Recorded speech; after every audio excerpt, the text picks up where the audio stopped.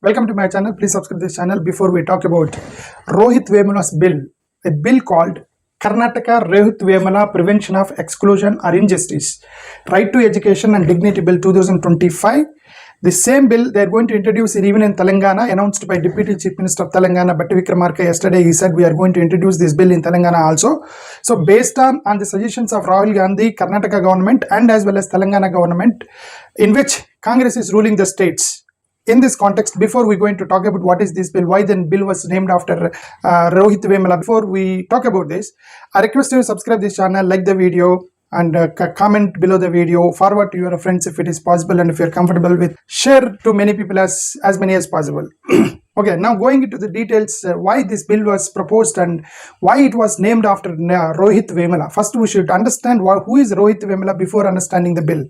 Who is Rohit Vemula? Rohit Vemula is a Dalit student who committed suicide in Central University, Hyderabad in 2016. Why he committed suicide and why the bill was proposed after his name is Rohit Vemula was suspended from university and based on the allegations made by Bharatiya Janata Party student wing ABVP, saying that the students are involving or participating in anti-national activities, released by ABVP students. The 5 Dalit students were suspended from the universities, and the students who were suspended, they felt it is a caste discrimination, and one of the students committed suicide in the university campus and he died. Let's go into the details what is the controversy and why he committed suicide. If you look at the sequence wise, 4 students in addition to Rohit Vemula, that means total 5 students. These 5 students who belong to Ambedkar Students Association. Remember, there is an association called Ambedkar Students Association, like SFI, run by communists, ABVP run by BJP, NSUI run by Congress. In similar way, there is an association called ASA, Ambedkar Students Association, run by Dalit students. These ASA students and as well as ABVP students, they have an ideological differences. Remember, having ideological differences is not a crime, because even if in offices, a boss will call their employees and take their suggestions and which decision is good and shall we take up that project or this project, and there may be differences of opinions among the employees and they may suggest different things. So the having differences of opinion, even in a family will have difference of opinions. Father may call his 2 children and may ask which decision is better. Then one son may suggest something and another son may suggest something else. And differences of opinions and ideological differences is not a crime. The crime is that influence, using power, using authority and suppressing the other community is the crime here. That is what actually Dalit students alleged, that they used the power and authority and they suppressed the Dalit students in the university. That is the major allegation that has taken place. So obviously there are ideological differences between ABVP and as well as ASA students. I am presenting the version of Rohit Vemula. Maybe if you ask ABVP students, they may have a different version. But I am only presenting the Dalit version, the Rohit Vemula version I am presenting you. Already there are ideological differences among the ABVP students and Ambedkar Association students. In addition to that, one controversy took place, that is when Yaqub Memon, a terrorist, was sentenced to death in the jail. He was hanged to death. We know that Yaqub Memon filed many mercy pleas with the government of India to give him mercy. He filed many mercy pleas. So the government of India rejected all the mercy pleas and then he was hanged to death. During that time, these ASA students, these Ambedkar students, they organized a seminar on the death sentence. Now the ABVP students alleged that these ASA students and Ambedkar students, they organized a seminar on Yaqub Memon, who is a terrorist. So this is anti-national and they are conducting anti-national activities in the university. This is allegation made by the ABVP students. The Ambedkar Students Association, they came out and they said we organized a seminar on the death sentence and the Indian laws, not on the Yaqub Memon, not in the support of Yaqub Memon, a terrorist. But later someone has alleged that they have done even namaz also in support of Yaqub Memon. So whatever, there was a controversy among the students between 2 groups. If it ends with, if any controversy, if it ends with just a discussion, that will be end there. But it went a little extent. N. Sushil Kumar, one of the leaders of ABVP studying in the same university, he posted a post in the Facebook alleging that these ASA members are goons and hooligans and they're anti-nationals. So the moment he posted that in the Facebook, these ASA students and went to N. Sushil Kumar and they an argument with that N. Sushil Kumar, that why did you post in Facebook about us that we are goons and hooligans?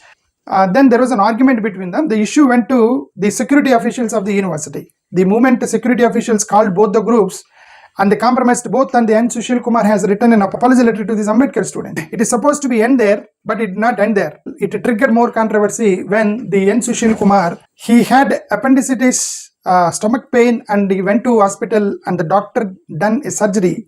Now the again controversy came that N. Sushil Kumar blames that ASA students, Ambedkar students attacked on me, so I got stomach pain and so I went for surgery. Dr. Anupama, who has done surgery to the N. Sushil Kumar, she said he has appendicitis, so I had done appendicitis surgery. Nothing to do with the arguments and physical attacks. It's a stomach pain and I had done appendicitis surgery. That's what the certification given by the doctor. So it is supposed to be end there at least. Even then it did not end. It little bit again extended because of the N. Sushil Kumar have higher contacts in Bharatiya Janata Party. So little bit extended more from there using his contacts. N. Sushil Kumar has a brother whose name is Vishnu. He is also a member of Bharatiya Janata Yuva Morcha member. They have an uncle called Divakar. He is the district president in Telangana, Rangareddy district for Bharatiya Janata Party district president. Already they all are in the political platform. So they have sufficient contacts. So, and they met Dattatreya, a Telangana BJP leader who is the union minister at that time. And Dattatreya has written letter to HRD minister Smriti Irani that something is going on in the university. And Smriti Irani has sent a letter to Vice Chancellor A. Apara saying that I have received a complaint that in the university some anti-national activities are going. Then she sent a letter to the university Vice Chancellor Apara. Since he has received a letter from the central ministry, central ministers and district level BJP officers, so a lot of political pressure might be. Apara has suspended these 5 Dalit students from the university. They said you are not supposed to use any public spaces like library, canteens, playgrounds. They are not supposed to use all these public spaces, and as well as they told them to vacate the hostel room. There is a allegation that the stipend also stopped for those students, even though later stages university said it is only stipend delayed. We did not stop it, delayed due to technical reasons, but later it is erased. But the students alleged that they did not give even stipend. They asked them to vacate the room. They told not to use these public spaces, and then it became a big a mental torture for Dalit students, that they went in a feeling that since we are Dalit students, they used central government power and authority and they suppressed us in the university. So they went in that feeling. All those students were suspended. They came down, they installed a tent, they sat under the tent for hunger strike. The moment 5 students started doing hunger strike in the university, and the news spread to the different universities across the country, protests and all across the country in all the universities. And then the Rohit Vemula could not be able to take all these things, that he felt it is a discrimination, and he wrote a suicide note, and then he committed suicide on December 16, 2016 in the university, hanged himself in the hostel room. So many Dalit activists, human rights activists, and even Rahul Gandhi visited the hostel, and it became a national issue because the moment Rahul Gandhi visited campus, students were suspended on December 16. Rohit committed suicide on January 16. Rahul Gandhi came to Central University on Jan 19th, and it became a national issue. And the Telangana government filed an SC/ST case on 5 big shots. Like one is the Dattatreya Union Minister and Smriti Irani Union Minister, and Sushil Kumar, Apara Vice Chancellor, and as well as his uncle Divakar, and as well as another MLC belong to Bharatiya Janata Party. So these people cases charged on SC/ST cases. The moment SC/ST case filed on these people, caste identity of Rohit Vemula became an issue now. Rohit Vemula is not a Dalit student, he belongs to BC community. So now let us see whether Rohit Vemula is SC or BC. Let us see here now. If you see clearly, just for example, I kept 2 pictures. These are not actual original pictures.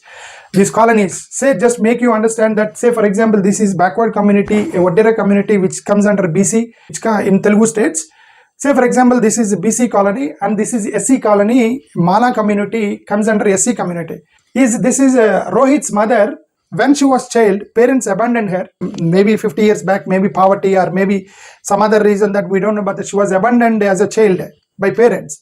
When she was abandoned, a BC community family brought her up, supported her financially, brought her up and given her whatever she wants. Unofficial adoption by this family who belongs to BC community. Later, they only arranged a marriage for her with same BC community person, is Rohit's father. Belong to Vadera community.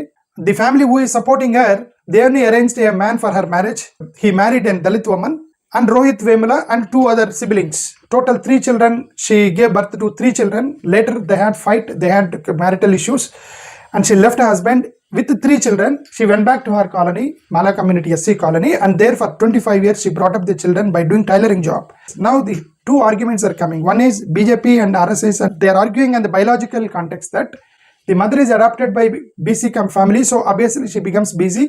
And father is BC, so obviously son becomes BC because of father. So biologically he is not SC, he is BC community.